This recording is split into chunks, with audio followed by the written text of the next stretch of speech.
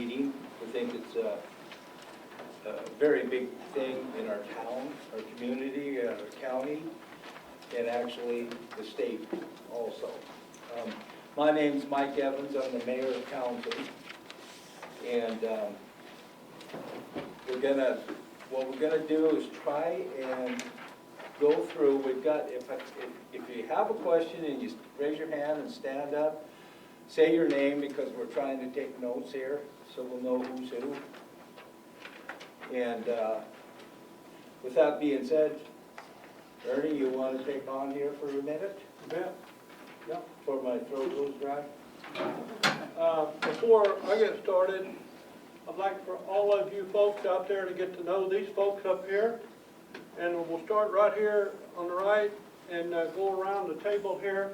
Introduce yourself. And you can just stand up and be acknowledged, but hold your comments until later on, would you? Okay, go ahead, Bill. All right. Well, good afternoon. I'm Bill Avey. I'm the Forest Supervisor of the Helena, Lewis, and Clark, and thank you very much for having us here today. Mike Welker, I'm the District Ranger here in Townsend. Ed Regan, I'm the Resource Manager for RY Timber. Dan Richards, General Manager of RY Timber. Eric Nyland, Senator Tester's Natural Resources Liaison. John Tubbs, Director of Montana DNRC. Eric Wilkerson, School Superintendent. And I'm Robin Madison with Senator Tester's office. Chris Puger on behalf of Senator Daines. Brett Simons, Congressman Gianforte's office. And Walt Sales, representative in 69, which is in the Gallatin, but I'm also running for the Senate seat here. Thank you. Julie Dooley, representative for House District 70 here in Broadwater County. And Ernie Nunn, a local citizen, but come out of the Forest Service a long time ago. I spent 30 years in the outfit, and I've witnessed what's happened to Townsend, Montana, and Broadwater County 3 times in my lifetime in the western part of the United States. And I want to say, first of all, thanks to Mike Evans, our mayor of Townsend, for getting us together here today to talk about what's an important issue in that just happened to our county and the citizens and the businesses on Main Street, the closing of the ROI mill. And I think we've got a good talented group up front here that's going to be discussing the concerns that they have. But before we turn them loose on that, I want to give you my concern. And I've been before the city council and hospital board and all of that. And I'll tell you what, I'm concerned based on my past experience with mills, sawmill, and mining operations closing in small communities in the western part of the United States. Population 300. The mill in Saratoga, Wyoming, burned down. Took them a long time to replace it, but I'll tell you in the interim, that community suffered. On the opposite side of that, in Eagle, Colorado, the mill down in Eagle closed. And I'll tell you what, it didn't make a blimp on the screen because of Eagle, Colorado sits right down below Vail and Beaver Creek ski area. So we had a lot of opportunity. I think our opportunities right here is probably limited a little bit. And at some future date, I think we'll be meeting with mill owners from Boise, Idaho. Our delegation will come up and visit with us, I hope. And Ed Regan here is trying to set that up. But I want to tell you, there's a fact sheet and a probability of some things happening in this community on the back side of your agenda, if you haven't seen those yet. I have one big concern that I marked special on that fact sheet, and I want to share it with you. We have 2 environmental groups, one in Broadwater County and the other one in Missoula, Nation's Ecosystems, 3/4 by Sarah Jane Johnson, and Michael Garrity, the Alliance for the Wild Rockies out of Missoula. And you know what, my opinion is they really don't care about the citizens here in Broadwater County. Because they have tied up over 100 million board feet of timber.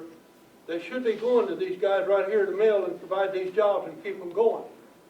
100 million board feet of timber. That should keep this RY mill going for 3 years.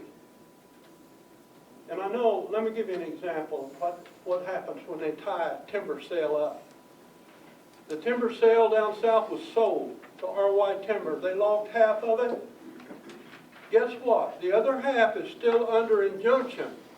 And what that means, that they can't finish that timber sale and the logging on it until the injunction is resolved. And that's the kind of stuff we're dealing with. And I'll tell you what, later on in the opportunity section in this meeting here is we ought to talk about some things that we're going to do and act on to environmental groups. That's causing a lot of commotion right here in this, and that's why we got, you know, you guys almost filled all of these seats up, overwhelmed us a little bit, but we've got to pay attention to what's going on with these timber sales that they're putting out from the state and the Forest Service, and they're all getting appealed. Now that's changing. We just got a new federal judge in Missoula, replacing Malloy. Dana Christensen is our new federal judge over there, and I hear he's turning some things around for us, and that's what we need. We got to have that.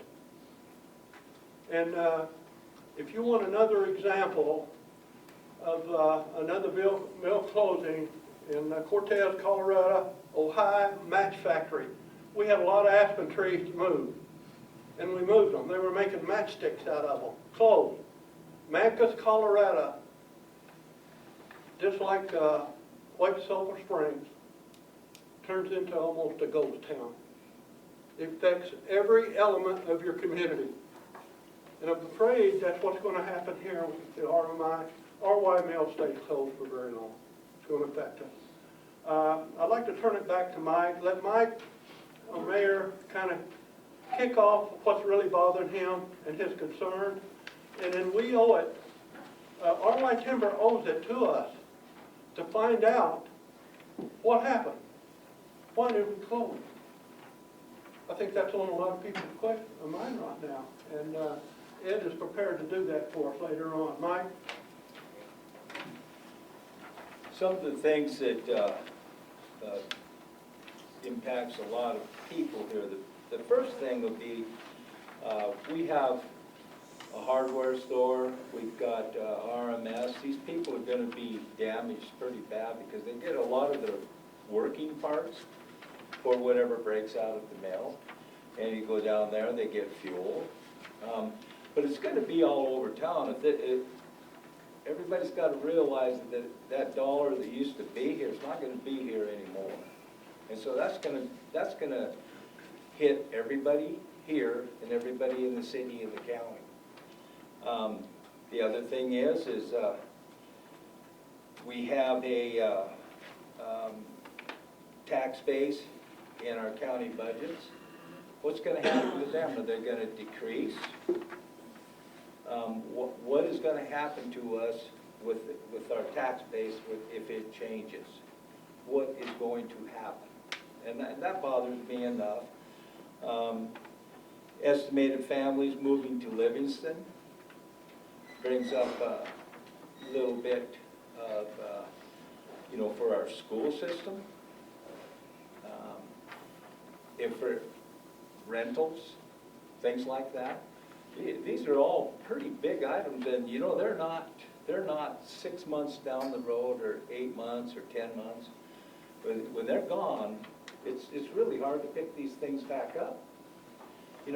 We've had a good couple years out in our county with the growth that we've been having, and it's going, and the city's right on the verge of seeing a little bit of growth, but we want growth. We don't want to have to trade 100 for 80. That's not growth. You know, 100 new families coming in is not gonna help us if we're losing 80. It helps, but it's, you know, you're back a little bit to the bottom side. I'd rather have the 80 and have the 100 come along after. And I think that's kind of where I'm sitting at. The chip vans that come out of the sawmill will no longer be coming out of the sawmill. And I do believe the school burns chips, don't you guys? Here? Not locally, we had to switch to pellets. Oh, okay. Okay, good then. We're looking at, what, 60 days, I believe, and maybe Ed could answer that a little bit, for us a little bit. All of these things I want people to know going forward. And my biggest thing is that I'm hoping with these people here at this desk have maybe been involved and can give us an idea of what we might look for, maybe a way to help ourselves get this turned around or release some of this stuff.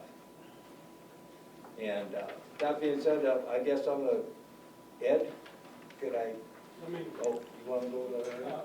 You gotta let me know. Yeah, Ed's on next, but before Ed gets up, let me tell you what. RY Timber,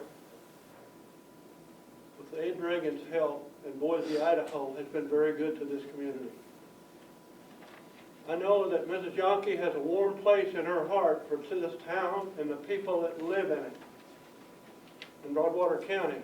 And I know that for a fact because a few years ago, when the hospital was down, and she was very giving to our hospital in this community.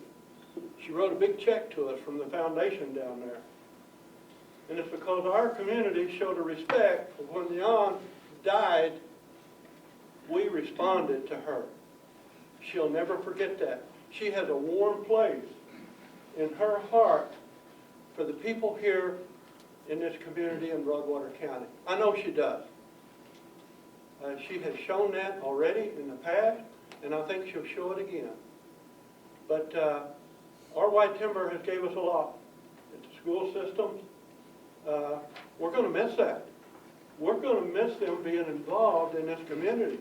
And one of the things that, you know, I think Eric was looking forward to that, RY Timber was probably going to give us a lot of support for our new school system here. And I don't know if that's still on the table or not, Eric, but I hope it is, because that's an important item that's on everybody's list in this community right now, is the expansion of our school system. Ed, bring us up to date. I think these people, and I want to know too, Ed, talk to Ed about this. What happened and what can we do about it? Ed? Well, thanks for putting this meeting together, Ernie and Mayor Evans. Originally, I was told just come down and answer some questions. I didn't realize I'd have to give a speech, but I got a few notes here, so I'll wing it. Just run you through a little bit of the history. Back in 1992, Ron Yankee purchased the sawmill here in Townsend from Wicks Forest Industries. And then he ran that for several years. And in 1996, he acquired the Brand S sawmill in Livingston. Now, both sawmills are similar. They cut the same products, and they use about the same amount of timber, and both have had a lot of modernization over the years. However, the one in Livingston is more efficient, and I'll get to that later. But about in the 90s, I don't know if you guys remember, the spotted owl started becoming real popular, and litigation was following that, and it was responsible for a large reduction in the Forest Service timber sale program of about 90%. Well, when this was happening, Mr. Yankee responded by purchasing several large properties. And through these land purchases, and future land exchanges between RY, the Forest Service, State of Montana, and the Rocky Mountain Elk Foundation, Ron was able to keep both mills supplied with enough logs to run 100% at 2 shifts. During this time, most industry folks were hoping that the Forest Service timber sale program would eventually be restored and start providing the additional volume that was needed by not only RY but the industry. From the mid-90s through about 2015, the Forest Service was only providing about 18% of the industry's needs. The industry is right now at about 400 million feet of logs a year, and during that time period, the Forest Service was running 100 million feet or less. So they do have 63% of all the commercial volume in Montana, and for that time period there, they were only supplying 18%. So RY Timber went and bought land in large ranches, and that's what kept these mills going. Along with that, we were acquiring private contracts from landowners and DNRC contracts from the state of Montana and BIA wood. We've reached out into our Livingston mill. We go into central Wyoming and pull some logs out of there, and eastern Idaho, we do pull logs from Forest Service lands down in that country too. Unfortunately, around 2007, 2008, we were not able to secure enough timber to run full production. For the last 10 years, the mills have only been running at about 50 to 60% capacity. And during that time, our dependency has grown on Forest Service timber from 30% to 70%. Like our friends in agriculture, we remain optimistic about the future. Our hope is that more Forest Service wood will start to become available and frivolous lawsuits will be eliminated. Despite a growing momentum and increase in Forest Service timber coming to the market, litigation is still the problem.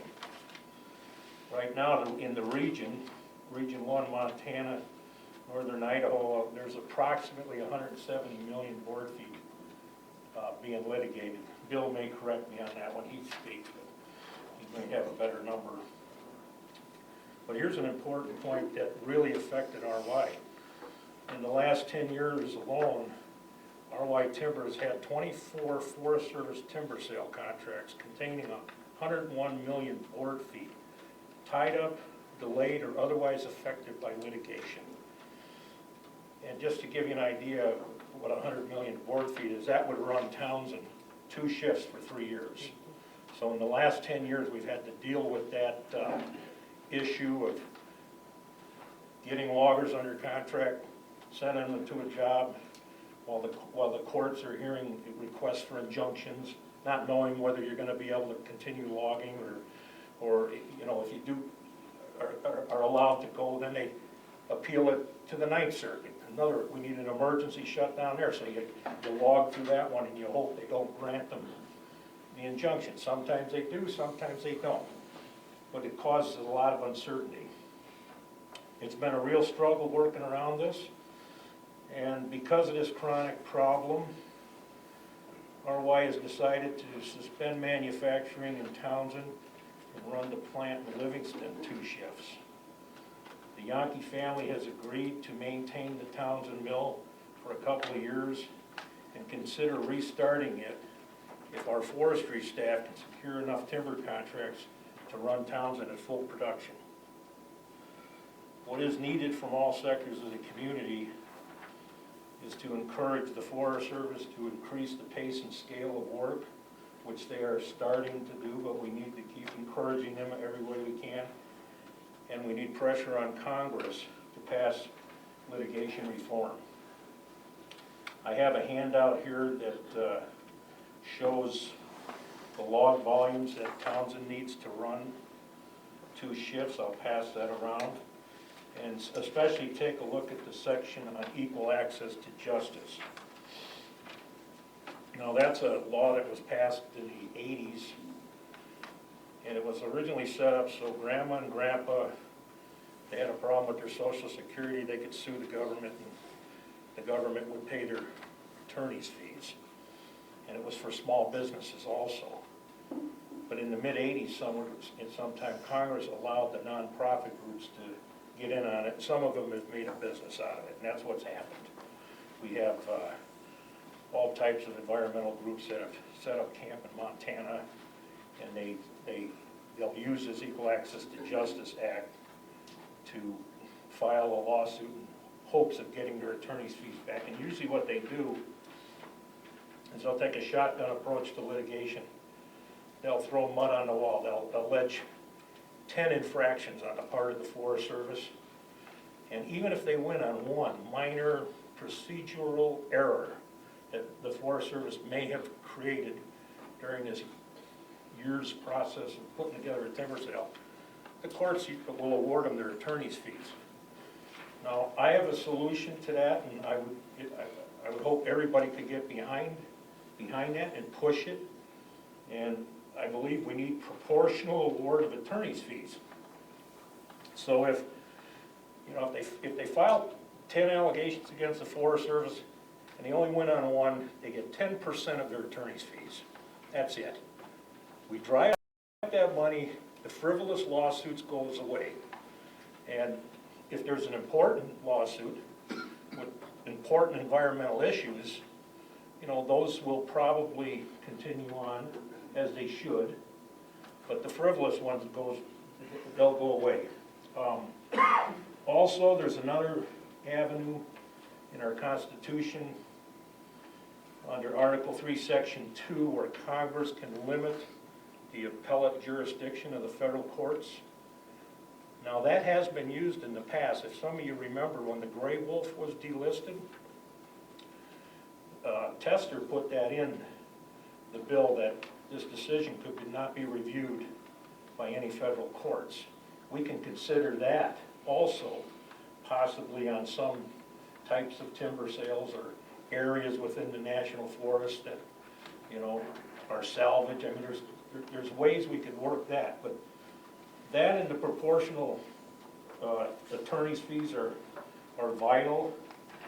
We are seeing a few new judges appointed that are, I'm hoping, are going to be more resource friendly and, not afraid of active forest management.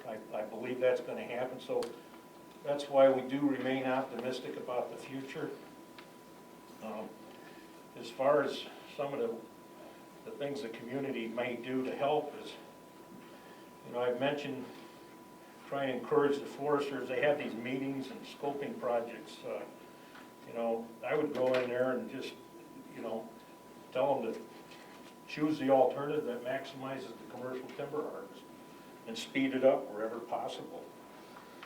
And keep the pressure on the federal representatives, senators, and representatives to, push for reform of equal access to justice so we can not eliminate the litigation, but control and get rid of the frivolous stuff. And local governments can play an important role in that, through letters to the editor and meetings with, representatives from the state legislature and the federal legislature, just keeping the issue front and center. And, the governor's office has been really good the last 8 years supporting the forest industries.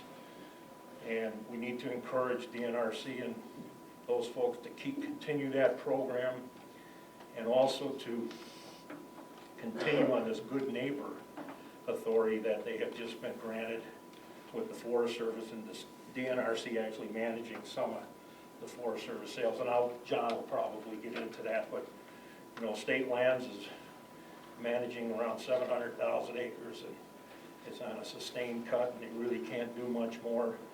But they are building this good neighbor program, which is supposed to help the Forest Service and add more timber to the mix. So that's why we remain hopeful. Our office in Townsend is going to stay open.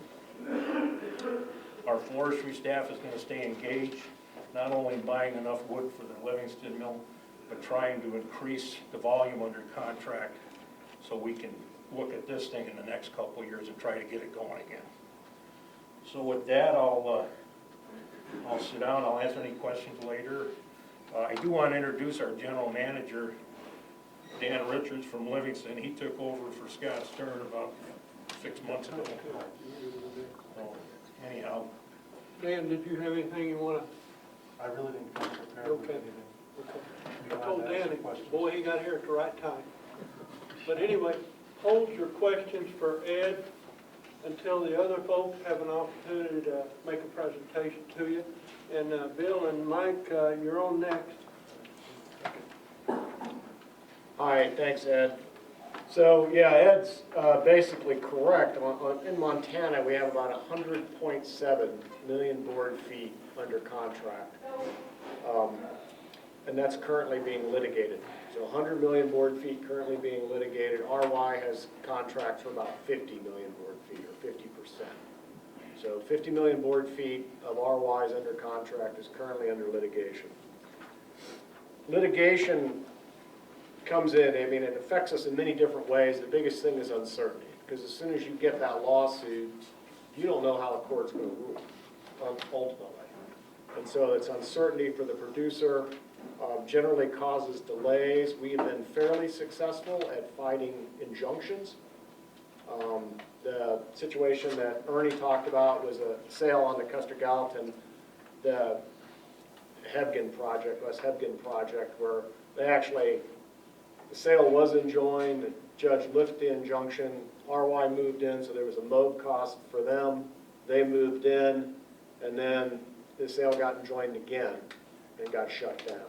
We have not had that on the Helena Lewis and Clark, but I have been sued on every decision I've made in my 8 years as forest supervisor except one on the Helena Lewis and Clark, and that was a Sheep Creek Farm Bill decision in 2017. Over the past several years in the eastern part of Montana, we've kind of kegged up in zones to try to make sure that we're providing as much as we can a stable supply of timber to the industry. So it's the Helena Lewis and Clark, the Custer Gallatin, and the Beaverhead Deer Lodge Forest.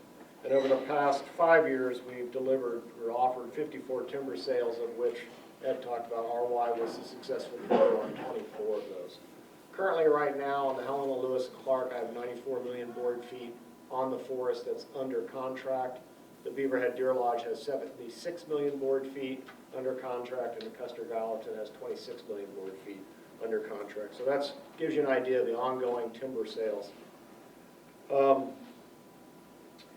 the last several years, we provided 100 million board feet to RY timber. Of that, the Helena Lewis and Clark has provided about 55 million board feet, of which 41.5 million went to the Townsend Mill, based on log load tickets. We are planning to award the Helena Lewis and Clark, I'll back up, we've awarded between 51 million board feet and 21 million board feet over the last several years, and we anticipate being awarding between 40 and 50 million board feet, basically into the future. Our sustained yield limit on our forest plan, and it will stay the same with our new forest plan, is about 50 million board feet.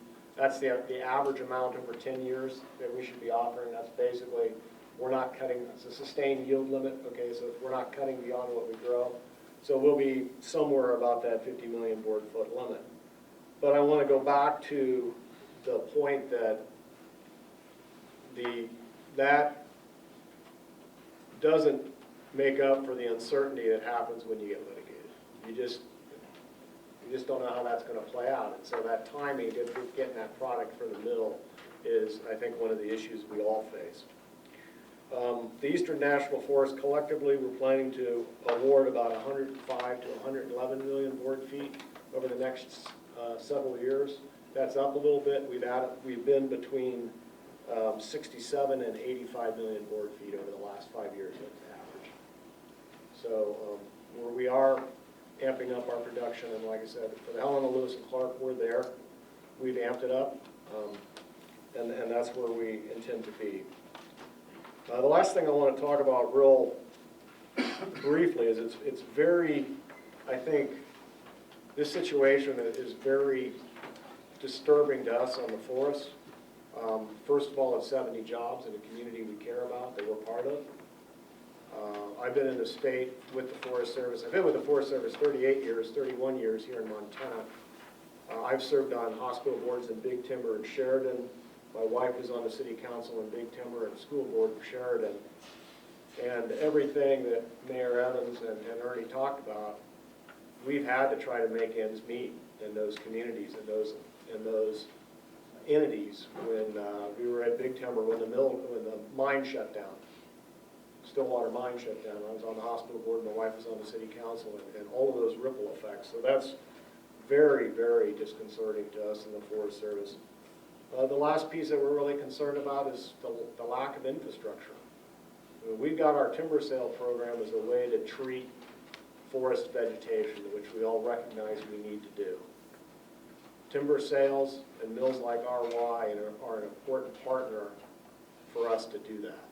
And when we lose that infrastructure, we lose that ability to do that work. And Ernie talked about, I look at Colorado where the infrastructure's gone, or California.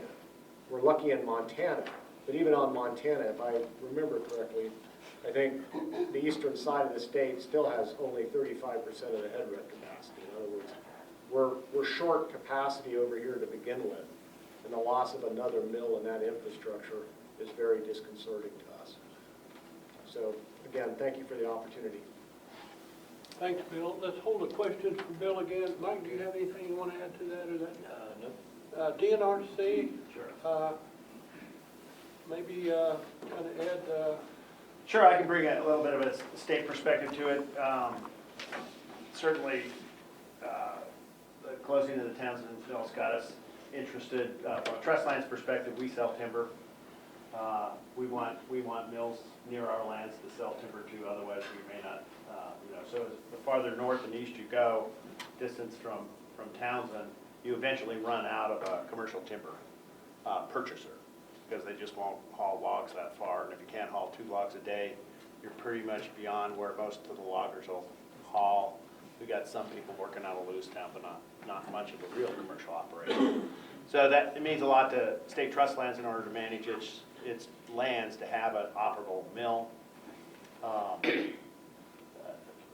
I certainly, given the challenges that RY faces, I have to say that keeping the Livingston mill open and running 2 shifts is a positive, because I've got a business that may be profitable, and we can't lose that mill.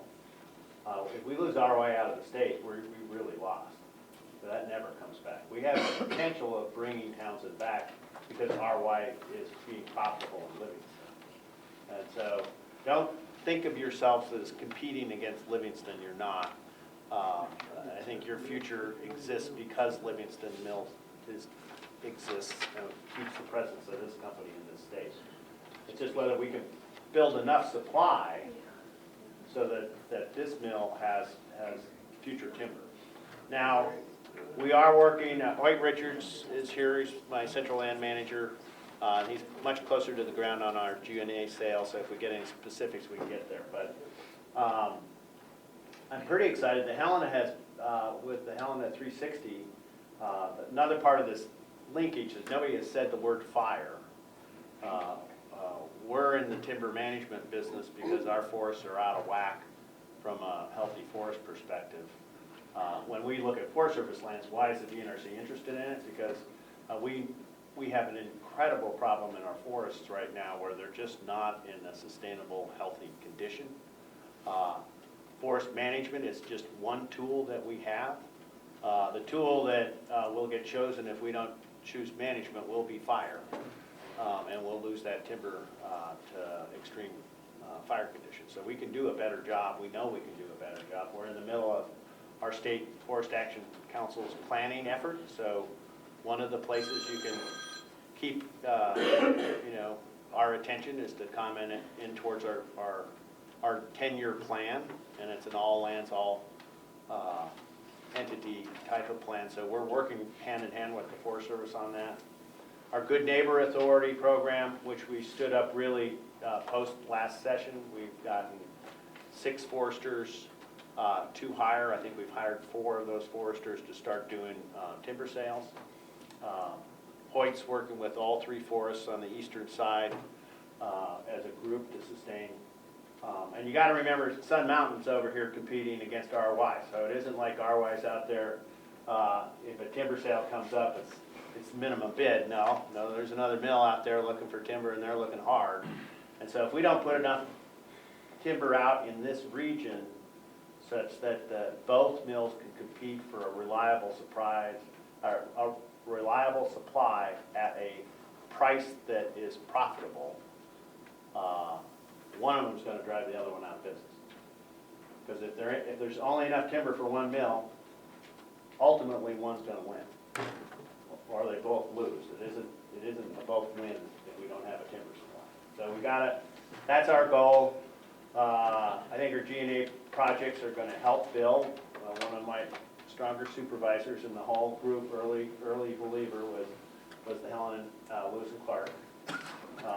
But I'm particularly interested, and maybe Bill later on can get in it. We have a large landscape around Canyon Ferry that is very close to this mill. I don't think you can get timber any closer, that you just started the planning stages for, and it's part of our Helena 360s. It's a little bit off, but so right when we need a mill in Townsend to treat a lot of land right around Canyon Ferry and kind of get rid of the desiccated dying timber up in our foothills, we don't have a mill in Townsend. So that's the hope in the future, but it's also the dilemma. So hopefully those foresters can get a good eye on those timberlands as they go through the process. I know one of the things that we've been doing for litigation, just to end on that, is yes, we're filing amicus, we're filing jointly as parties. We have been effective. Christensen came on in like 14, I think. So he's been here for a little while. It wasn't like he just got appointed. He was appointed, 4 years ago. And that has changed things where injunctions are not being, you can't just cookie cutter a lawsuit against the Forest Service and get an injunction today. You have to do better than that. So we've been prevailing to some extent in the litigation. It doesn't mean it makes it any less uncertain, but we've been prevailing. We've got a better track record. And we're going to provide assistance to the Forest Service by hiring, whatever they need, we can help provide that, whether it's a biologist, a forester, an accountant, somebody to get the EIS out the door. So we're trying to make proposals that, even if litigated, survive litigation and doesn't stop the harvest. So that's our goal. We're working closely every day for it. In this area, I look a lot at that Canyon Ferry planning that's going on right now as that potential that could come in and be the wood source that RY could find to open the mill back up. It's close. It should be profitable. If we can get it on the street, it's within the horizon. Thanks for the amicus briefs. The state has been awesome when we've been sued and supporting us, so thank you, Director Thompson. Good. Eric, would you like to Sure. give us a little report? No, but again, Eric Niling here from Senator Tester's office, and some good news and some bad news. And I will tell you personally, I grew up in Butte, and what the mayor is saying is absolutely, possible. It's things that I lived through in my lifetime when the mine shut down. When I was about 8 years old, half the town disappeared overnight. I have my family, half my family moved away and never moved back.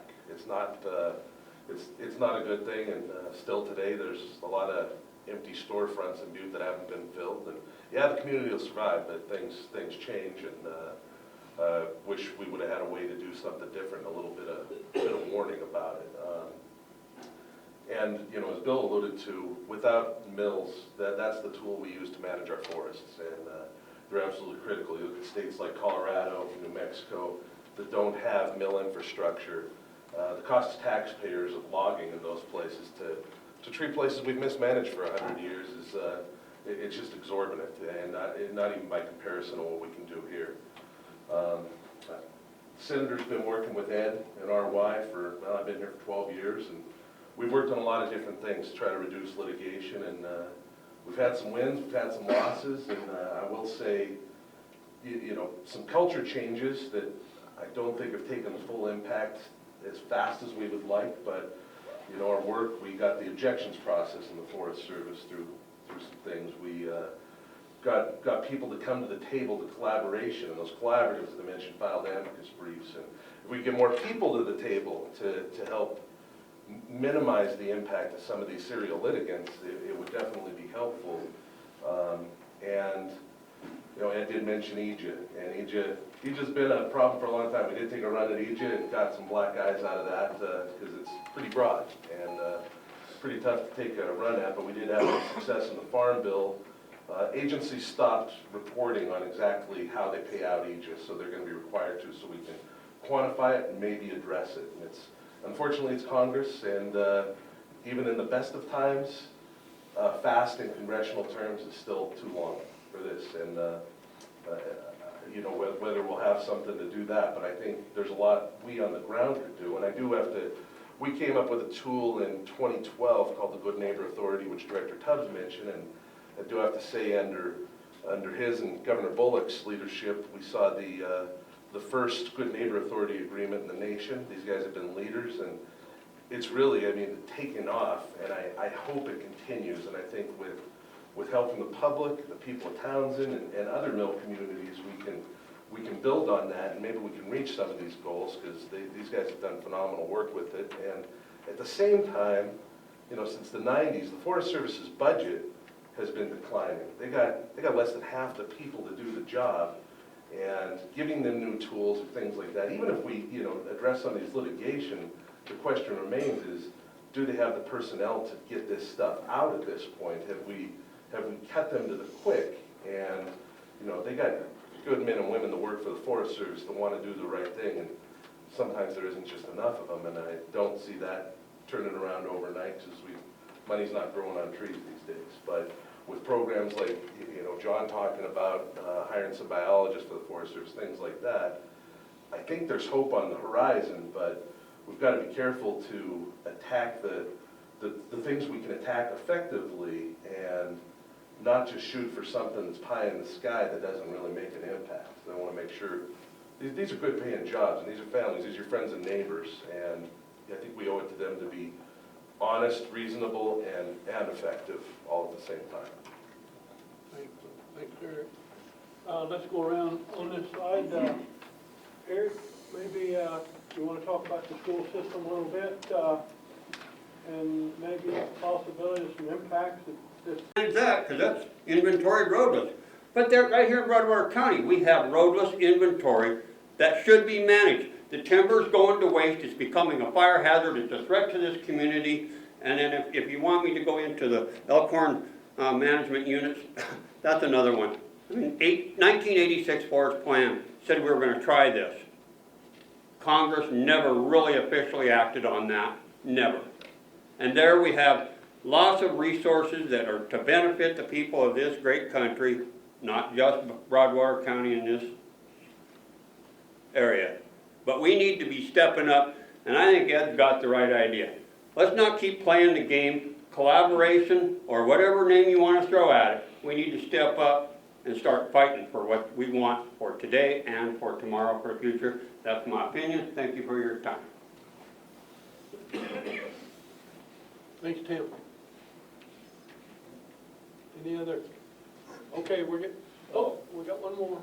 You know, I think what's being said here is, like what Kelly has to say and what Corey has to say, there's another elephant in the room here, and that is the fact that Congress has tried to deal with basically tort or whatever you want to call it, the limit. And they have not done it, and they've done it for who knows how many years, and they're not going to do it tomorrow. It's not going to happen. So why don't we utilize some of these other opportunities to try tap in and get some help, and as Corey, get that land released instead of trying to fight the litigation. Is probably going to be an endless battle. Probably go on for the next 10, 15, 20 years. It's been going on for that long now. It's not gonna stop. So I think that we need to do something else besides that in the meantime to try and get going and work on that as we're going. But we need to immediately, we can't continually go down this road and wait 2 years.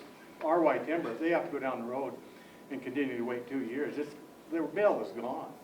It won't be back. We can't continue that process. That won't work. And if we don't take it upon ourselves to change that by trying a different method of getting at some opportunities, it's a gone. We won't have it back. Thank you, that's a good analysis right there. Good summary, appreciate it. Anyone else? Is that, Mike, is that it? Yep. We're gonna close this out then, and, hey, we're right on time, and, I wanna say, thanks to all of you folks for showing up. There's some good questions firing back and forth here, and good discussion between the group up here. We appreciate that. I think the gentleman that made the last comment, we can't wait any longer on this thing. Something's gotta move, and it better move fast, because there might be a change in the Congress. If we don't get something going, this place dries up because we didn't try. We gotta look back in 6 months or a year and say, we gave it our best shot, Dan. That's all we can do. And I appreciate these guys coming forward, DNRC and Forest Service, and gonna offer some volume to us here. And that was one of the big concerns that Ed had. We gotta have some trees, 33 million is what that amounts to. And that includes Livingston. So I wanna say thanks to all of the delegation too for coming, and Julie, appreciate it. Thanks, guys. On behalf of RY, we'd like to thank everybody for your support. Well, in conclusion, what Ed said is RY has given this community a lot. I lived down here 30 years, moved out of house, and they've given us a lot in this community. And I'll guarantee it's time for us to get organized and give them something back that they can chew on and keep this mill going and keep 70, 100 employees next time. Ed, don't stop at 70. Give us some more employees. Let's double that production up, run that second shift. You know what that takes. Okay, thanks for your time. Mike, you want to close us out here? Go ahead. I think we're close. For Ed and the manager, what does the plan for mothballing the mill look like?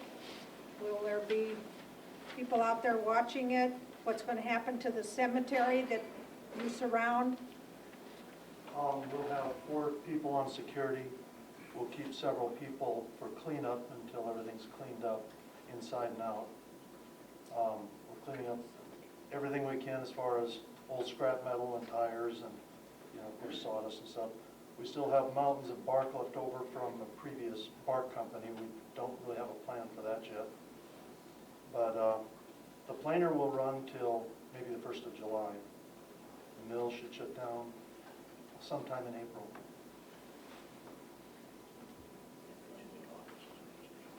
Yeah, the office will stay open, and there's 10 people in there. So. The bark plant, Dan, what was it? They're going to close, it's closing?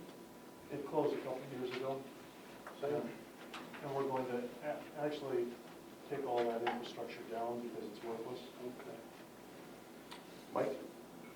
When I want to answer this gentleman's question, it kind of adds too, when we talk about like the cost of equal access to justice, it's hard for us to quantify that cost because for some reason, I don't know, 15 years ago, agencies in some obscure budget process all across the board stopped accounting for it and telling us how much they're paying out. So we don't honestly know what attorney fees are being paid. I mean, we could probably figure out region to region what USDA's Office of General Counsel spends, defending litigation, but until we actually identify the cost of each agency, so we're talking every Social Security claimant who wins gets paid under equal access, just every veteran who claims against the VA. So it's a pretty big thing these days, and actually, you know, we want to do surgery with a scalpel and not a machete and make sure that we're hitting the right thing, but, you know, I don't think Ed's wrong. I really don't. I mean, it is a problem, but the U of M did a study where, and he mentioned this, and he's right, I mean, you don't necessarily have the accountability if groups know that they're going to get their legal fees paid. And they're not making money to keep the lights on with the legal fees. That just kind of makes it easy for them.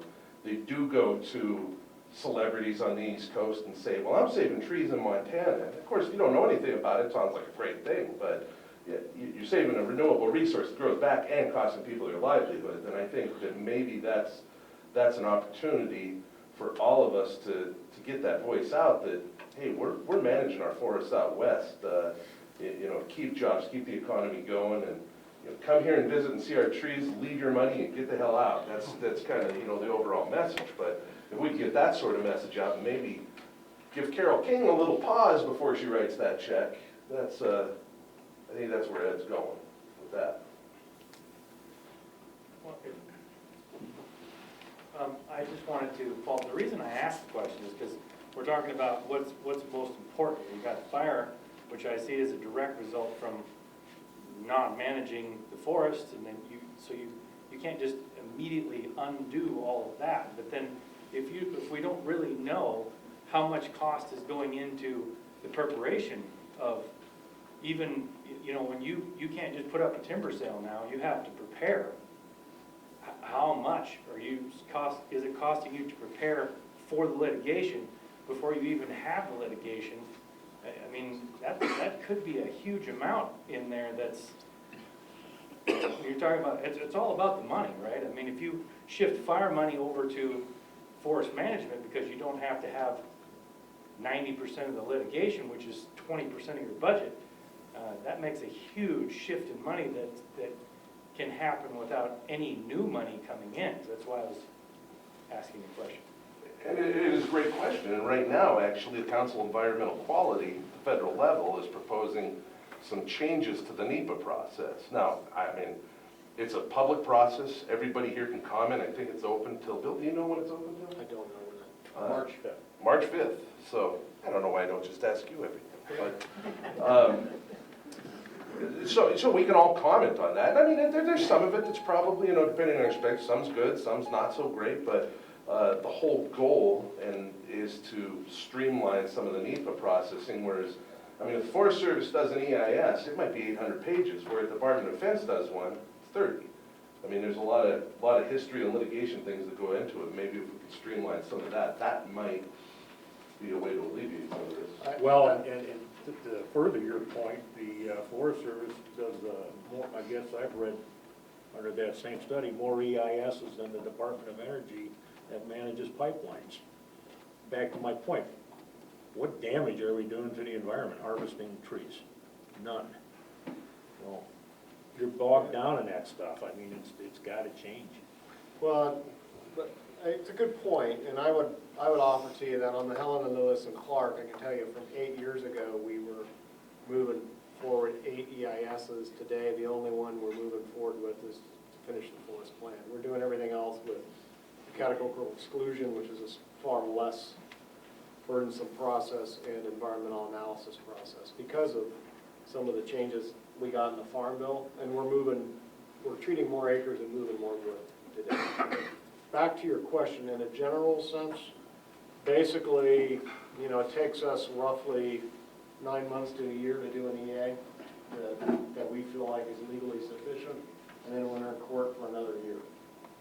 So from a general, you know, I'm not going to give you nickels and dimes or percentages, I can find that out to you. But from a general perspective, you know, you got the same people that put that document together that tied up before they get to the next one, and while they're trying to get the next one out the door, answering interrogatories, discoveries, briefs on the litigation that's occurring. So, Go ahead. My name is Lyndon Booth, and I have 2 questions, and it's hard to get the floor. So could I ask 2 questions? Yes. My first question, maybe none of you can answer this, maybe the hospital people, says on this piece of paper that the hospital contract may be canceled. That looks like an elephant in the room to me, and I wonder if there's is that true? I asked about it too, because I'm not aware of any contract. I think we do wellness checks, I'm not positive, but I don't think we had any strong contract. We heard about the insurance that's going to change today, and probably some of those people who won't have jobs may be going to Medicaid, and we'll have a navigator that may help them. But again, I refer to. Are you talking about the contract that the hospital has with the mill? Yes. Or the I don't contract- know. Okay, or the contract with the buildings? That makes me think the Oh, contract okay, with I can see billing. where you could be confused reading that. I think what they were referring to is there's a contract with RY Timber in the Okay. hospital for Yes. some care. Thank you. It's not the big deal that's out there waiting to close. Is it- Correct. Okay, you had 1 minute. I have one more question. Everyone is telling us to write letters and contact so-and-so, and after all this conversation, I still don't know who to write letters to or who to contact. Is there a better idea of who's the best person to attack first? The senators or Mrs. R.Y. or who do we possibly send? I have a handout here. There you go. Put them there better yet. I have a handout here with some of my Oh, ideas good. of how you could help. And Perfect. I Did never you say write a attack, letter? I use the word encourage. Did you even give us a sample letter? No, because every timber sale, everything is different. It would be nice to, You know, the one group we haven't mentioned are the forest collaboratives, and I don't know how many operate within the Helena Lewis Park. There's one, a big one just south of here in the Elkhorns. It's got its own federal status, but the other thing that I would encourage the mayor to be cognizant of and the local elected officials is forest collaboratives can be a strong voice.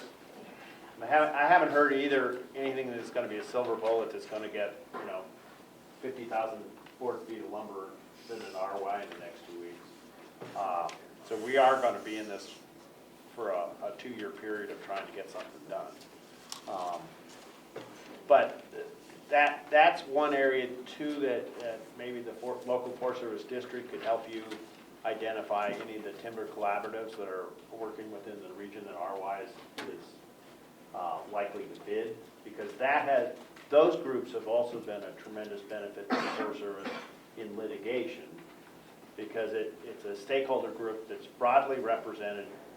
A good collaborative has a broad representative, including environmental, logging, residential, farm ranch operations, local communities, counties, so that when they bring their weight to litigation, again, the judge sees the community's fabric being tested by the lawsuit. So that's something also that we could maybe provide you as a resource. Your local district probably knows the collaboratives that are working on the landscape that they have timber on. So It's a great point, Director Tubbs. Yeah, and we have one here that's expanded from the Elkhorns, and it's now the Big Elk Divide Collaborative. But it's very active in supporting us in all of our projects. We have one just across the way in the Mark County Collaborative, and they're critical because it brings all the stakeholders together. And again, when they weigh in with an amicus brief, it sends a strong message to the judge.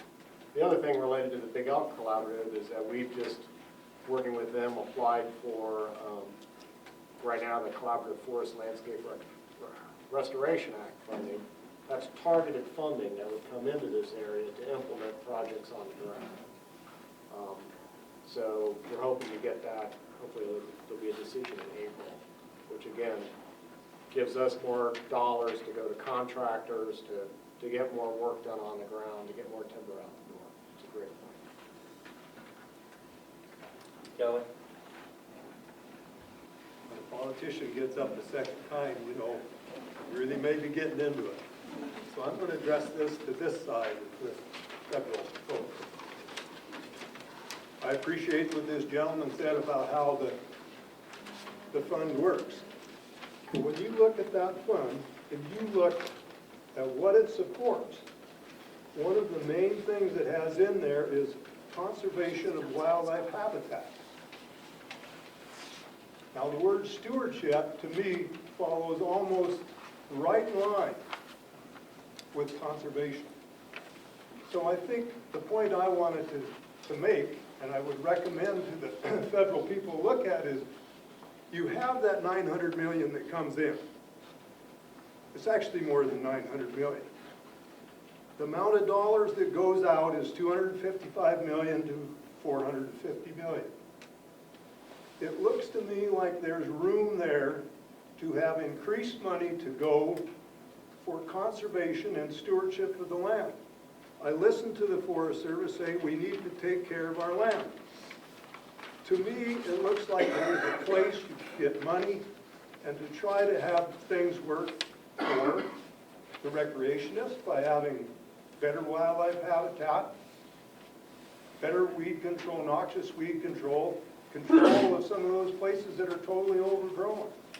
So my suggestion is, if possible, let's look for money there.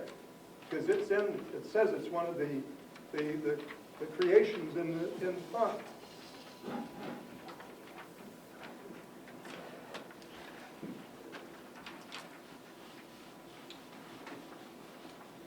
Yeah, Senator, at this point, there's not really a lot that I can say on that particular issue. I'd have to look, a little bit more deeply into it and chat with some of our subject matter experts back on the Hill. But I've taken detailed notes and will certainly be passing those along directly to the senator. And would love to visit with you further about any other additional ideas that you might have offline. And I'll just piggyback off what Chris said. Similar, I'd like to touch base with our legislative staff in DC and touch base after the meeting and get your details as well. Could you hear him back there, Kelly? Yes. You got it? Okay. We'll follow up on that a little bit. A couple years ago, Senator Daines introduced a bill to release a lot of wilderness study areas in Montana. I don't know what the status on that, but those are areas that were designated to be studied for wilderness, whatever the word would be, suitability in 1977. Congress was supposed to receive a report and make a decision by, I think, 79, and they haven't. They never made a decision. So those areas have been locked in kind of a frozen in time management status since 1977 and have been subject to litigation really endlessly since then. So one of them is down, a couple of them are down by the Gallatin. There's a lot all over the state.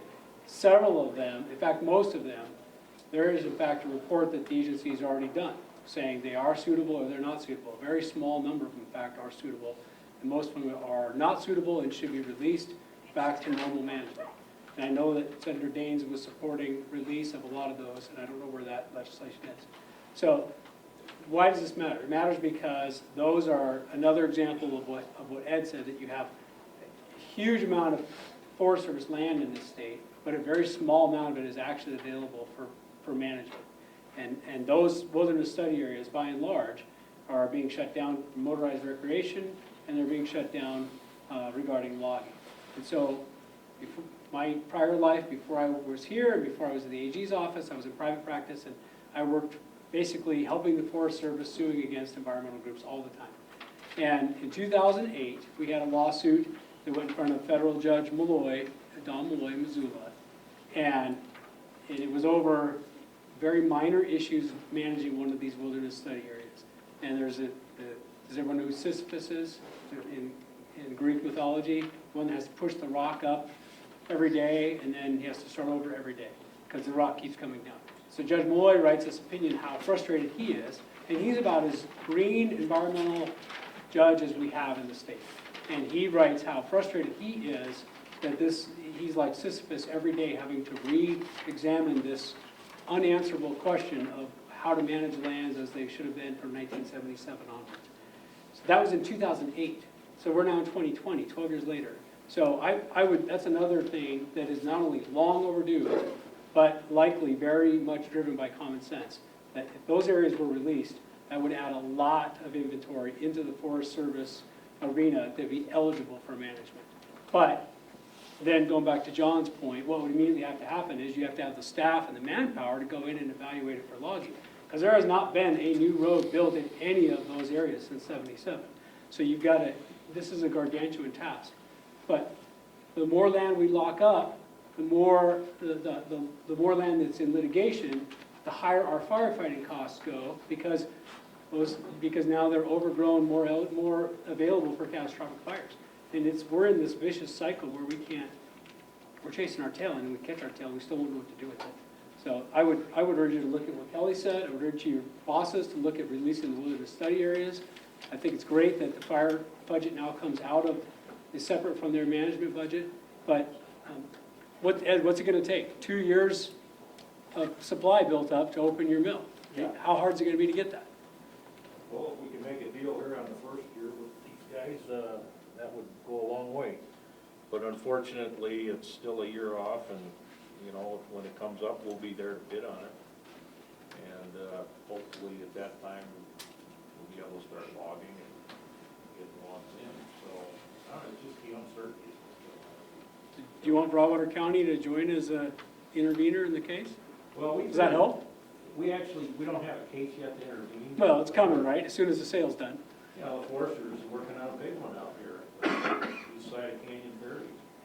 And it's a lot of volume. And, you know, I kind of jokingly say, if I can make a deal with you now for the 128 million feet, let's do it. But my competitors wouldn't be too happy with that. Anyhow, that needs to come out. It needs to come out sooner rather than later. And in the meantime, before it comes out, if there's any way of changing, you know, equal access to kind of limit the potential appeals, I love what Tester did in the Wolf bill. I mean, you guys just took it right off the table forever. And, you know, another idea I had is on equal access, or using that, not equal access, but using that constitutional prerogative is why don't we just take the 25% of the Forest Service lands that are already designated as timber, and there'll be no more review of those timber sales in those areas by a federal court. You know, it's bold, but it's something that I think could work. And the preservationists still have 75% of the land out there, nothing's happening on it. Though I know Bill is trying to get into some of that, and I'm not gonna take that away from you. He is making a gallant effort to get into some of the roadless areas that are adjoining our upper 10-mile timber sale, which I guess we have a hearing on that next month. You know, we may lose half those sales, we may get them, so there's another one we're kind of in limbo on. But I would like to see them keep doing what they're doing and get some kind of resolution or relief on litigation. And the only way I see that is through the Congress. I mean, you're the only guys that can do it. Tim? Tim Robindahl, just real quick history, everybody's given their little bit of history. I was part of Montana Multi-Use Association, based right here in Townsend, for years. Worked with Jack Mann, who was the resource manager, and Ed, on looking at how we could intervene, if you will, as citizens, not government, but as citizens in the process of getting more resources to the benefit of the people as provided for under the Constitution. And we were at the table a lot of times, and the standard response we regularly got when we brought forward a common sense approach was thank you for your comment. That still is prevalent today. And what results in that, and what I still see as a citizen here in Broadwater County, is the fact that de facto wilderness is still a major problem, and it was touched on by Corey with the study areas. Right here in Broadwater County, we have a vast amount of area that's called inventory roadless areas. This goes back to the federal level. You guys got to get your heads up into the area where we live, not in the cloud. You need to get out here. You need to look at what's going on. When you designate an area as a roadless inventory area, you ought to walk down the road that goes through the middle of it instead of standing back and saying, oh, no, we can't manage. Can have that same voice. The city of Helena has that voice, so that we can come in and tell the judge why it is important and where we're aligned with the Forest Service. That's very effective. And so I think that the more aggressive part of it, Corey, is really continuing to push the state to work with the Forest Service, because we all have a lot of jobs to do. And I will tell you, my trust land staff would just as soon work on trust lands issues. So luckily, I have another division that provides forestry assistance. So our forestry division really is the gearbox that's working with the Forest Service. And the more that we're aligned with the different forests, their plans, and then specifically the timber sales, then we can file effective cases, both as a party, because it gives us standing to be that close, and then also an amici for where it's a little more observational. To the extent that we've weighed in, we've been successful. Still went through litigation. You can't stop somebody from suing you, but we've been successful in the outcome. That has slowed wood down in those projects a year at least in each one of those conditions. But I think that's something that we will continue to, and as you know, you don't jump in on every lawsuit, because we're most effective where we know we're going to win. And then we start setting a track record of winning, because you don't want to set a track record of losing. That doesn't help the Forest Service at all. And so that's part of, I think, where we just kind of continue on, but be more aggressive at being involved in the Forest Service processes, so that when we do enter, we're not learning a new language, and we can support where it's best supported. And if I could offer to, Director Tubbs is absolutely correct. Our track record in litigation on the Helena, Lewis, and Clark has been very good. I mean, yeah, I get sued on everything, but we win. We've won every case to date. Might be, I'm pretty sure I got this right. I'm sitting here rolling them all over in my mind, except for our Stonewall case up out of Lincoln, and that was due to the Cottonwood legal decision. It was tied up to Link's reconsultation. That was mentioned earlier, so it really had nothing to do with the case itself.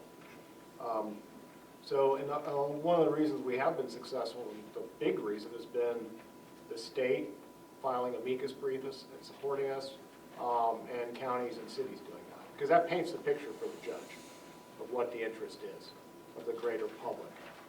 That being said, as Director Tubbs said, you're adding generally a year, 8 months to a year, depending on how quickly things go through court, onto that process. So we get ready to award, we get sued, we usually end up working with the contractor to suspend operations until we get through that litigation.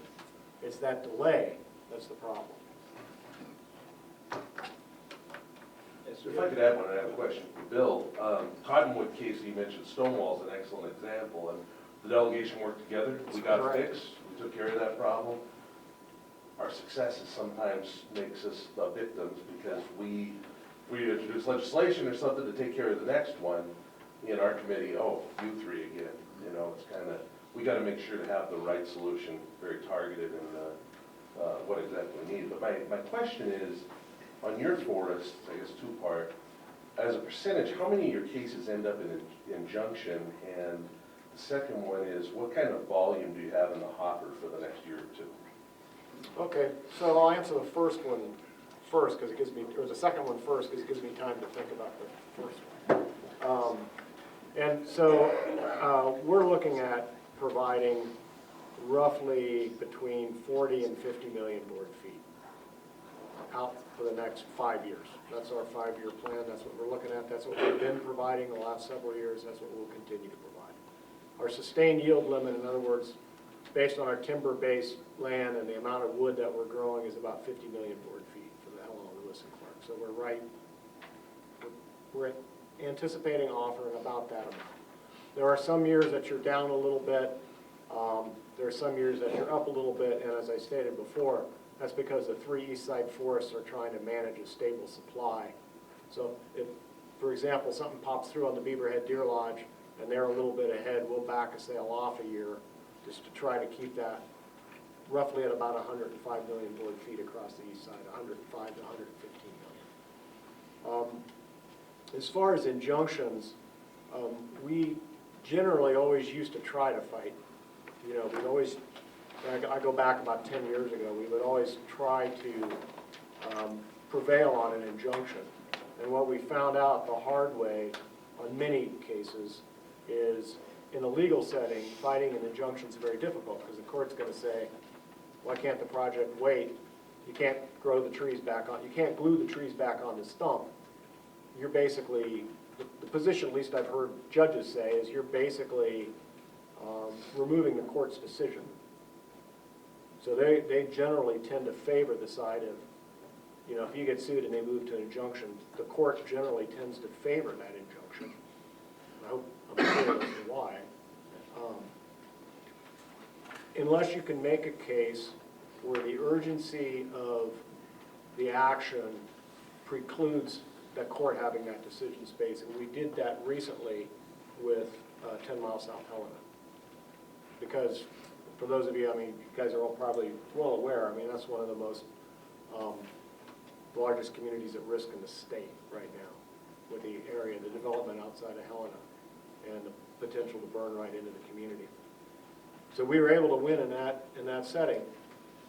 Our legal strategy generally has been to delay operations and argue it on the merits and get the court to agree to an expedited hearing schedule, which we usually try to get to 6 months.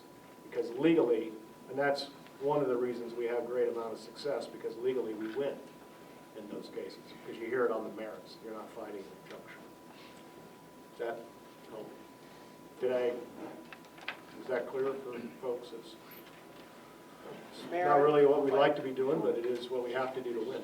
Let me follow up just once with Bill. That we're really focused on the litigation thing, and I get it, and especially with RY's sales. There's no way to look at what's going on here and not understand the litigation is a big part. But I work with the Forest Service every day, and fire funding has caused them to lose their professional staff, so that you cannot underestimate the fact that we don't have teams that are putting up timber sales. Even if you cleared up all the litigation, you're not going to have a Forest Service that has a labor force that is going to put up timber in the quantities that RY is talking about. Because RY needs enough to run 2 shifts, but RY also needs there enough wood for other competing mills to be able to find wood, and that the ultimate purchase price on the stump isn't driving profitability out of the lumberage. Because you got a couple of things going. You can't just focus on RY as if they are the only mill out there competing for Forest Service timber. There's got to be enough timber in supply, and the only way we're going to get that is having enough foresters or contractors working with the Forest Service to actually put timber on the market. Ed's leaving foresters here, but they got to have forest units to bid on. And there's probably a distance from Townsend where it makes real good sense to buy timber. And those things have got to align, so I'm happy to have a conversation about litigation, but if we don't talk about the Forest Service's ability to put timber on the market, you've missed a big part of what's also a problem. If I may, what Director Tubbs is talking about is the cost of fire in this country. The fire budget until this year has come out directly out of our operational budget. So it was about 16% in 1993. In 2018, I think it was 67% of our budget. So what that did was that's forced the agency over the last 20 years, really since 2000, the budget constraint that's forced on us has reduced our non-fire workforce by about 40%. So those are all the foresters, everybody putting on the timber sales. That's why we've been lucky with the state and the DNRC to work and develop the Good Neighbor Agreement, where we can have that helped. I just doubled in the last 2 years. I have doubled my timber workforce on the unit because thanks to the delegation, you know, we now have a fire funding fix. And we're seeing that those large fire costs come off of our budget.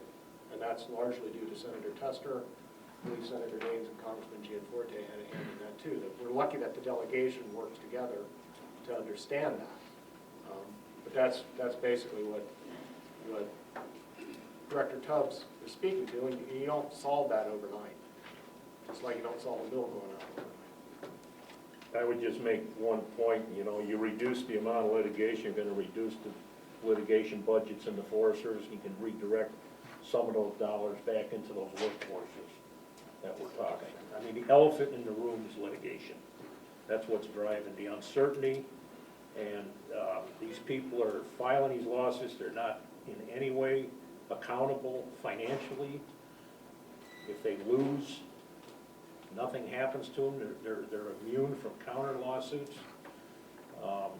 Something's gotta be done to just get a handle on this thing, and I believe that, and I've been saying this for 40 years, and everybody tries to, well, let's do this, or pick around the edges. Eric, I gotta disagree. Litigation, we gotta do something with. I don't care if Tester and Daines and Gianforte have to go to every committee and get their noses bloodied more than once. I mean, we appreciate what they've done, but we gotta stick with it. I mean, this is, Montana is ground zero for this stuff, and it never stops. And there's no accountability on their part. If we can tweak that EJA law and take the money out of it for the attorneys, I don't know if people in here understand. There's a law firm that started in Eugene, Oregon years ago. I think it was called the Environmental Law Firm or Community Law Firm. I forgot the name. They've spread out throughout the northwestern United States, and they use these small environmental groups for standing in court. So these guys borrow their name, and the lawsuits are filed, and yes, they have standing because they have a group, they represent a group of people in an area that might use this timber sale area. So the attorneys go in, bang, they file a lawsuit against the Forest Service, and they shotgun it, they win on a few little things, get all their fees, and in the meantime, these guys are running up to a concert on the East Coast, getting the $300,000 check for the wonderful job they're doing stopping the timber industry out in Montana. I mean, this is where it's all at. This is what I've been telling my colleagues for 40 years. We have got to amend this equal access to justice and get these nonprofits that have made a business out of it. The Forest Service cannot put out a perfect document. I don't care how much money they spend. They're dealing with 17 major national environmental laws that they got to try to reconcile everything on each timber sale. It's so much overkill that you know, it's a waste of taxpayers' money to have to bulletproof every little timber sale that's out there. The Germans have been practicing forestry for 800 years.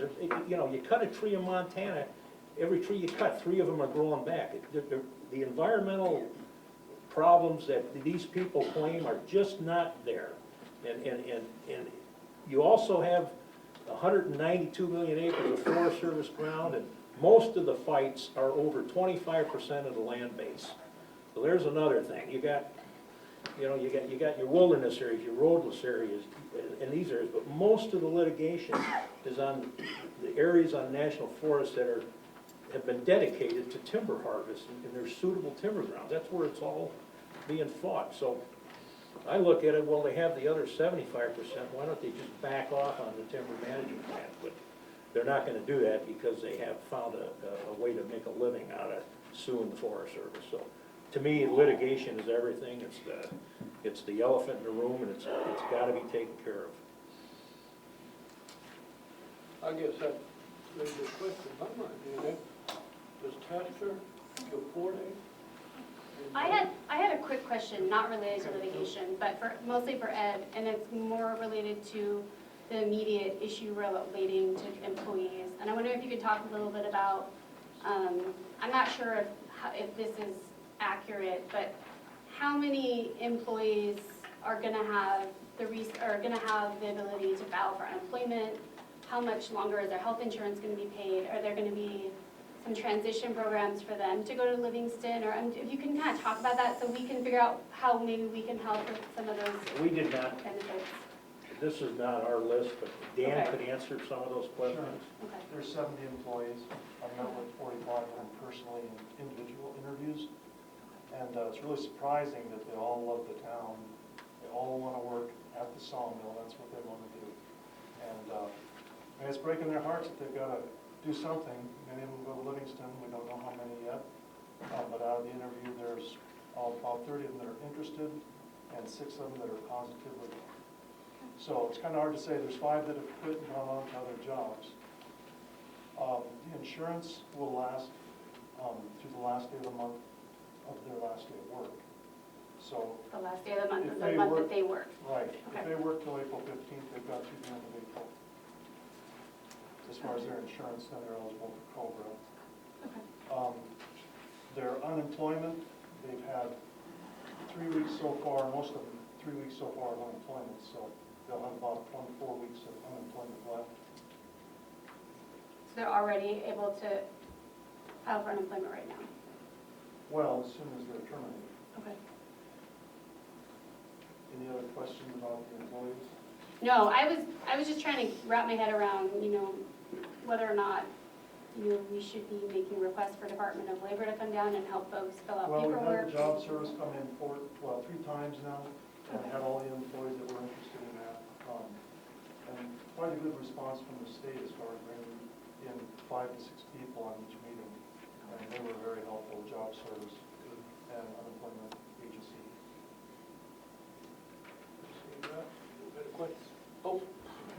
What's the timeline for some of those, terminations? When do we expect that to actually go into effect? Well, the mill's going to close down first. Hopefully we can get through all the logs in the yard.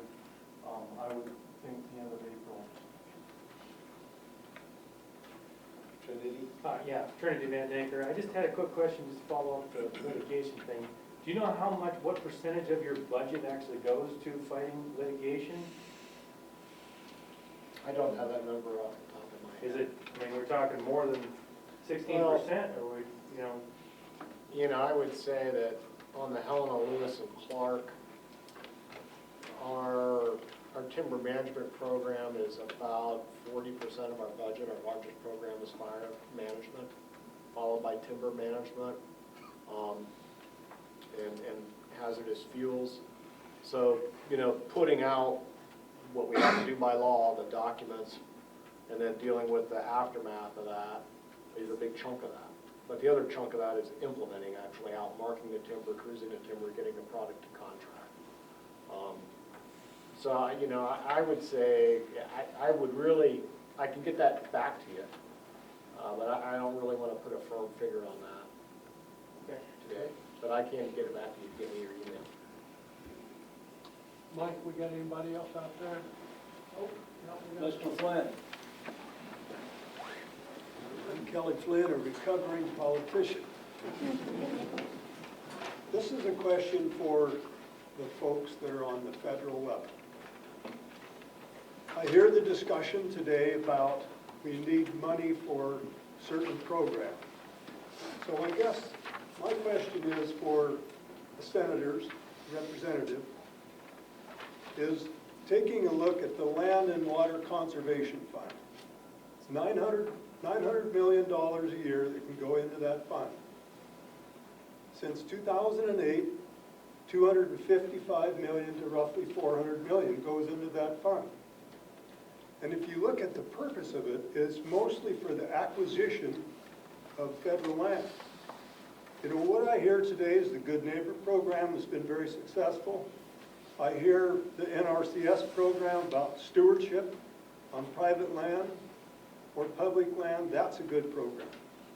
My question is to you, is there a way we can change that Land and Water Conservation Fund so you have dollars that could potentially go to the Forest Service, take care of some of the stewardship of the land? It's a giant amount of money. There is less and less people who feel like they should be acquiring more public lands.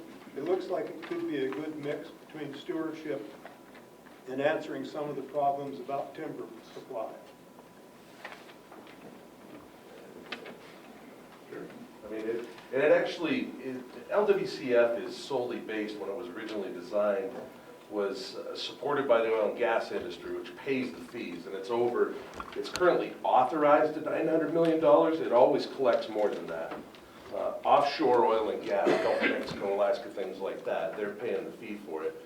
And it changes every year when it's reauthorized. It's roughly half is for land acquisition, and the other half is stateside grants, which, you know, city parks. I mean, it affects every American, you know, downtown New York, you know, the recreation facility might get, well, most of the parks in the United States have LWCF money. So to answer your question, it is a nationally beloved program. It's one of the few things in the federal government that over 50 years has actually worked. And I mean, right now, the bill to permanently reauthorize and permanently fund it has bipartisan support by 51 bipartisan senators. So I don't know that taking something that works to focus on, and this is one of those things too that becomes north-south, east-west sort of dispute where, you know, western forests, I mean, southeast United States where the timber industry is thriving is on private ground. So it's not something that we can necessarily get every member of Congress to see the same way. So I don't know that we'd have a lot of luck doing that, but it's one that does seem to enjoy broad bipartisan support nationwide.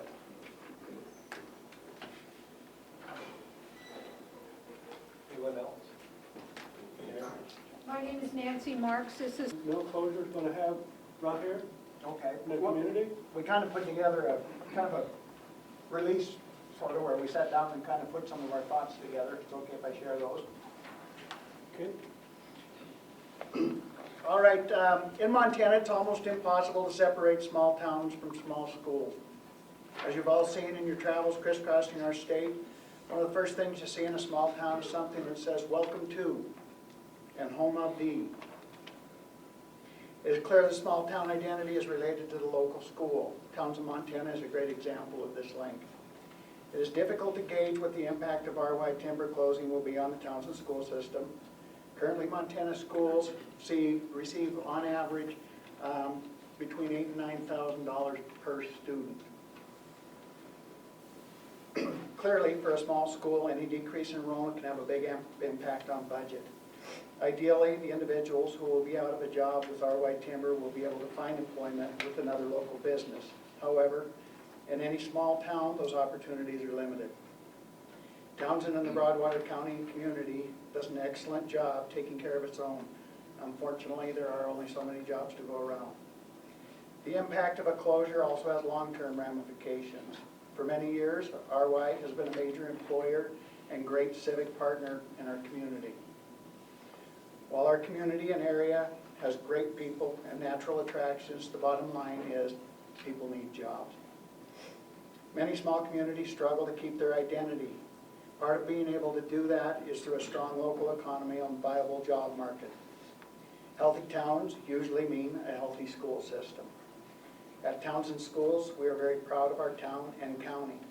Schools are both shaped by local values and also reflect local values.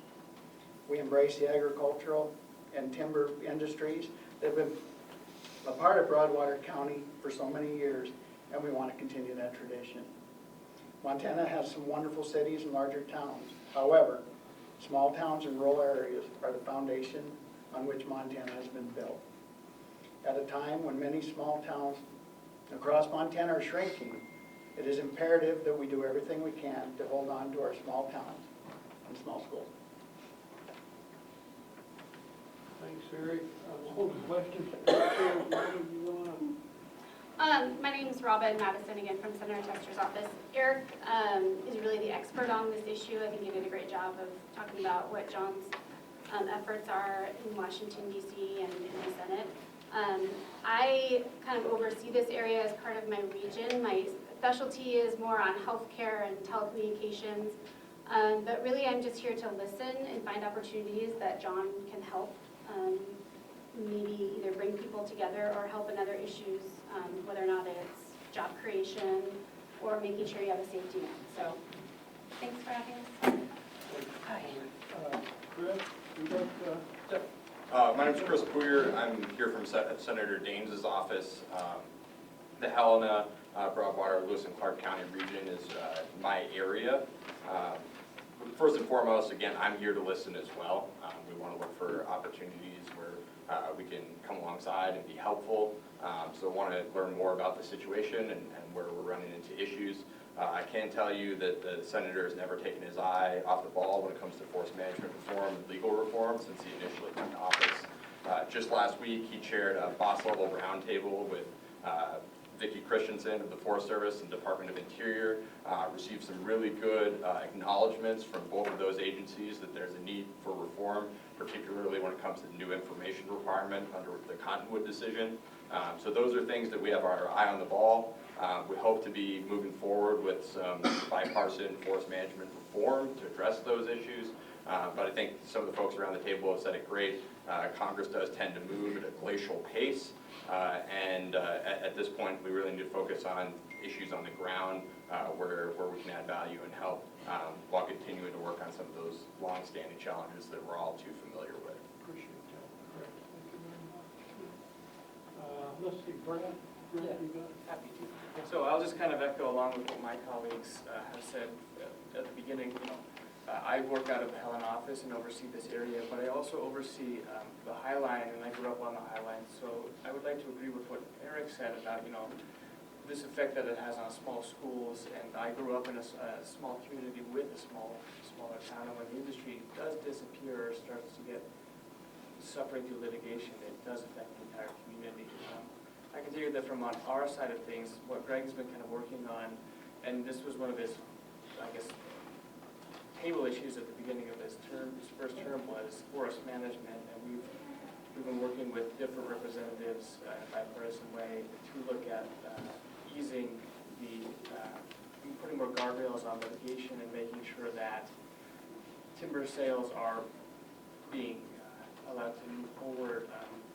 We did a tour of Norway Timber a couple years ago, and I'd like to thank Ed for all the help he's given me in learning all the ins and outs of the industry in regard to what I can report back to Greg.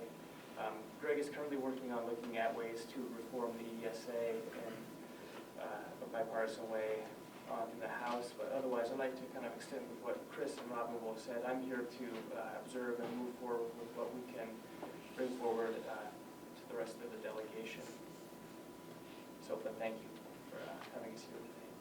Okay, thank you. Walt, would you want to give us a few words from your brother, even? Right. Well, and so I was pleased to hear, again, I farm and ranch out in the Amsterdam-Churchill area. So small towns to me is definitely what we value in Montana. To me, that's the backbone, right? And to see something like this happen, I'm encouraged to see the people around, but when Mr. Tubbs brought up the fact that through the GNA, that we're sharing resources right at the federal level. I mean, anytime we can do that and bring together what the state can do and the federal government can do, to me is a more efficient use. But, so I was encouraged to hear that, but truly the small town, the hope, and being in ag, it is, that Ed brought up, that hope every day is, I hope you don't lose that. But it gets old, right? It gets hard to keep. So as a state legislator, definitely I will try to work with and keep the pressures on. I think that's something that we can do as a state to the Fed and to these, both, as we heard, we get our 3 congressmen together to where they can work and have the backing of the state and the small communities. It is going to be heard, which I hope to be able to do that, continue that, because this is so needed for us, for Montana, for the future of what we are. So to me, it's imperative that we keep that pressure on. And through the reforms that hopefully will be coming, that we can start working, we're not going to always have to be worried about that hope for tomorrow. So. Thank you. Good job. Yep. Julie? Thank you, You Ernie. want to give us some thoughts, too?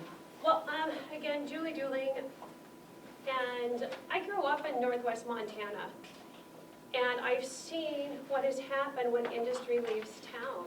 You know, it's a good thing that there's flooded lake and Glacier Park there, otherwise nobody would go up to Kalispell, Whitefish, and all of that, because there's not industry, there's not a lot of jobs up there.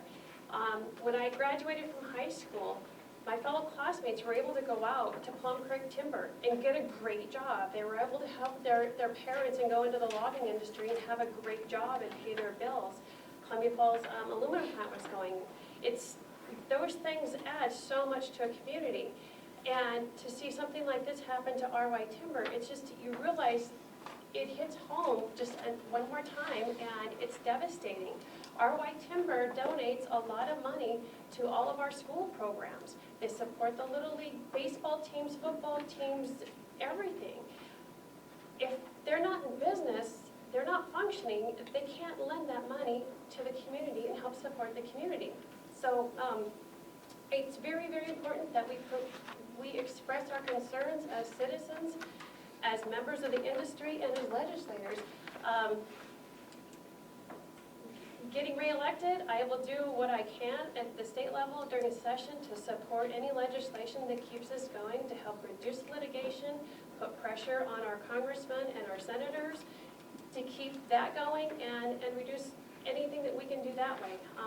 It's very important, and I think we're coming together, we've got a plan, and as long as we keep in touch and help each other out, I think we'll have good progress. Thank you, Julie. We've got Mayor Evans, we've got a couple, listen here, hospital boards here. The Chamber of Commerce.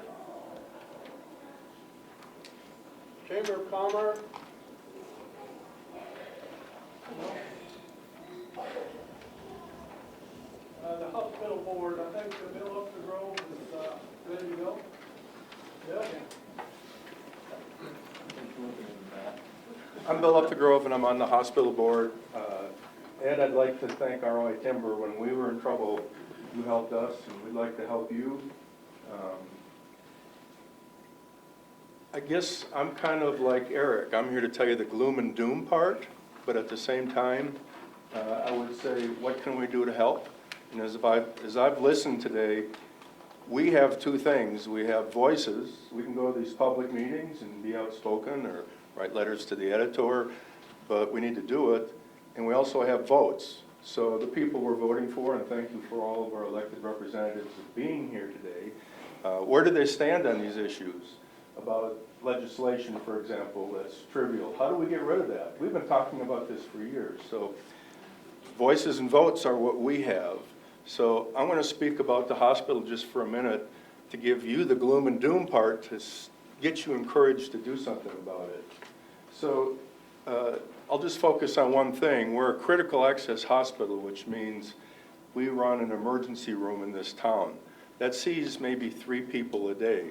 It's not profitable, but at the same time, I'm sure we've saved lives of people from the mill as well as people from this town. The way the hospital, which operates on the edge, everybody knows that, we need volume. We need people to use the hospital. Well, losing however many families that are going to move out of town hurts us. We certainly don't want that. Well, that affects all of us, because I'm not going to tell you that the hospital closes, but it gets harder and harder to keep things like the emergency room running. So that's the gloom and doom part. Now, I'll circle back around.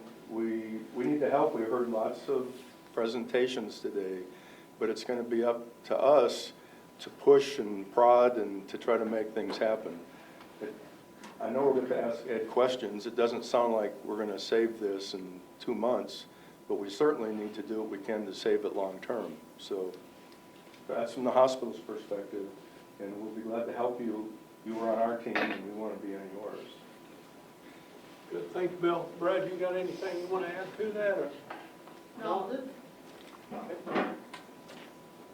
Brad is the the business, chairman. I'm Brad Campbell, on the hospital board. The business, all the businesses in this community have one thing in common. They need each other. They need this community needs the businesses. And when we lose a member of this team, we'll all suffer. There won't be enough tax money, there will be shortages, there won't be spotted. Everything moves down a notch. And the progress that we've made in the last 5 to 10 years we'll just lose part of that. And it sounds to me like the major problem here is is a court problem or a legal problem and a legislation problem. And we need legislation, and we need, suits and countersuits to fight the same for this hospital. So you have to respond to what's happening to you. The lawsuits are stopping the work, and we'll probably take countersuits or legislation to change that scenario. And that's where you have to put your time and effort. I think you nailed it, Brad. Thanks, Brad. Kind of echo what Bill and Brad said. I've been involved with this hospital down here for 27 years. And I'll tell you, I want to say thanks to these guys right here. It's kind of saved our bacon with this hospital. It was touch and go a few years ago. They've come to a resolution. We got a life jacket thrown at us from the village clinic. And at least we saved 107 jobs in this community by keeping this hospital alive. And you guys have been through it. You won the war. Thank you. Let's see, there's one more message. County Commissioners, Laura, is she still here? Laura, Laura's the chairman of our board now here in Broadwater County, and ask her to say a few words from the county's perspective. Thanks, Laura. Thanks, Ernie. Thanks, Mayor Mike, for putting this together, and thanks everyone for coming. We really appreciate it. With this whole discussion, my first thought, my second thought, my third thought are with the people that work at RY Timber. What we're talking about is a number of families whose kids go to our school, who've built a life here, and the thought that they may have to leave, maybe go to Livingston, the stress they've got to be experiencing in their own family unit, the wondering of what happens tomorrow, that's a big deal for those people, and I think we need to remember them first and foremost. BCDC, I look around the audience and I see a lot of our members with BCDC. We met with Ed just a couple weeks ago and started brainstorming some of the things that we can do in the community to help our white timber, to help those families. And I think we came up with some good ideas. One of the things to keep in mind is we have a diversified economy here in Townsend, in Broadwater County, and that's going to hopefully help those families find something else. But another issue that RY Timber needs to think about, and so do we, is right now we have an employment crunch. We have a lot of businesses that cannot find the people they need to keep their businesses open. We can all think about a number of businesses that are closed simply because there's not enough people to work. So what happens to RY Timber if they do close for a period of time and all your folks go somewhere else to find work? My fear is that it won't reopen again, and I hope that's not the case, but I think that's an element we need to keep on the forefront as well. So again, my heart's with the families, and there is job training, but hopefully it won't come to that. So thanks again. Thanks, Laura. I know there's another commissioner too here, Darrell, Mike. Any of you got anything you want to add to that?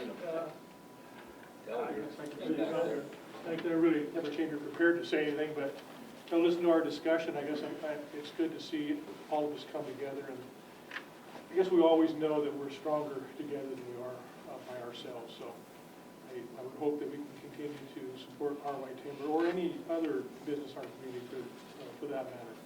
And we have our state legislators here, our congressional delegation. It's great to see the DNRC and Forest Service working well together. So I'd like to see that continue. Thank you. Thanks, Darrell. Gail Watson's not here, our chamber leader. Let me ask, is there a business owner in this audience that would like to brief us a little bit on what's going on and town talk a little bit? Any business owner in the audience that'd like to talk for the Chamber of Commerce? If not, we're gonna, Mike, we'll open this up Yes, go ahead. to the audience now to ask some questions. Now, one of the things that Mike has done, he's got a scribe, a note taker, that when you get up, would you give your name, because Jenny, she might not know all of us out there. I think she knows most of us, but give her your name, and then fire away at any attendees up here, the round table, a question. Okay, anybody would like to ask a question, let's roll. Bill? I'm Bill Up the Grove. Ed, the question's for you. If you had the lumber supply or the log supply, is there a profitable demand right now for cut lumber? In other words, Yes, if you had it, would the mill stay open? The market is doing pretty well this year. Last year it was down, the year before that was up. So if we had enough wood right now to run 2 shifts, we wouldn't even be here today. We'd probably put it off another year, but like I said, we're the eternal optimists. Maybe wait 1 more year, a bunch more comes on. And that's always what we're hoping for. Thank you. Okay, Corey. Hi, I'm Corey Swanson. And I guess just to follow up on that, Ed, I mean, census was announced, there's been some environmental spokesmen who've said they're closing because of market prices. They're using this as an excuse, so keep fighting that battle. I guess the question I have is for John. If you could talk a little bit more about how you are doing this cooperative management with the feds, in particular the involvement in lawsuits. I know there were some people that were added, 1 or 2 that were added to DNRC several years ago for that purposes. And whether that's, you know, an amicus brief or a more aggressive way is to actually intervene in lawsuits. If you think there's potential for your department or the Department of Justice at the state level to be more aggressive in going after more of these lawsuits, basically siding with the Forest Service against the environmental groups. Thanks, Corey. Both in Justice and at DNRC, we've been paying close attention where it works. I'll tell you where it works, Corey, is where we're directly involved with the prescription and the landscape that is being treated. So when we came in on 10 Mile, all the way from Chessman over on Telegraph Creek and down to 10 Mile South, the state has clear ties to why that treatment, that we're concerned about it and that it moves forward.